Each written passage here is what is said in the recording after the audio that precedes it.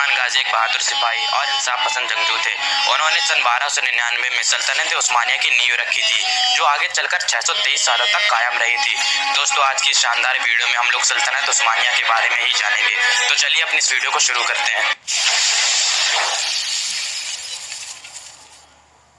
दोस्तों, सन 1299 में उस्मान गाजी ने इस सल्तनत की नींव रखी थी और आगे चलकर ये सल्तनत बेहद ताकतवर बन गई और 623 सालों तक कायम रही। उस्मान और उरहान गाजी की लीडरशिप के अंदर ये सल्तनत काफी आगे बढ़ी और दोस्तों, सन 1453 में उस्मानिया सल्तनत के ही 21 साल नौजवान सुल्तान महमद फतेह ने कुस्तुनतुनिया को जीत लिया था और हजारों साल से कायम बाजिंदीन सल्तनत को भी खत्म कर दिया था। दोस्तों, महमद फतेह एक काबिल सुल्तान थे, इसलिए उन्होंने हर किसी को कुस्तुनतुनिया में रहने की इजाजत दी थी, चाहे वो मुस्लिम हो, ईसाई हो या यहूदी हो, कोई भी शहर में रह सकता था। और इसके बाद इस शहर का नाम कुस्तुनतुनिया से बदलकर इस्तांबुल कर दिया जाता है और इसे उस्मानिया सल्तनत की नई राजधानी भी बना दिया जाता है। लेकिन दोस्तों, उस्मानिया सल्तनत अभी भी अपने चरम पर नहीं पहुंची थी। दोस्तों, सुल्तान सुलेमान और उनके वालिद सुल्तान सलीम अव्वल के दौर में ये सल्तनत बेहद ताकतवर बन गई।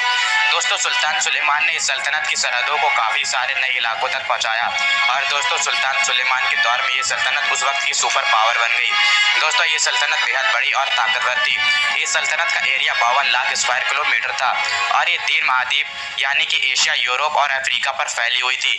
दोस्तों, इस सल्तनत में आज का तुर्की, Greece, Bulgaria, Egypt, Hungary, Macedonia, Romania, Jordan, फिलिस्तीन, लेबनान और अरब का भी कुछ हिस्सा आता था।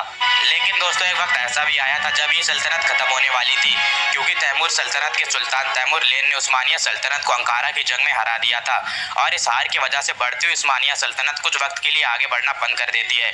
लेकिन दोस्तों, जल्द ही तैमूर वहां से चले जाते हैं और चाइना की तरफ बढ़ने लगते हैं, जिसकी वजह से एक बार फिर उस्मानिया सल्तनत के सुल्तान अपनी ताकत और अपनी सल्तनत को आगे बढ़ाने लगते हैं। अगर बात की जाए सल्तनत के सबसे ताकतवर सुल्तान की, तो वो सुल्तान सुलेमान द मैग्निफिशिएंट थे, जिन्होंने इस सल्तनत को एक सुपर पावर बना दिया था।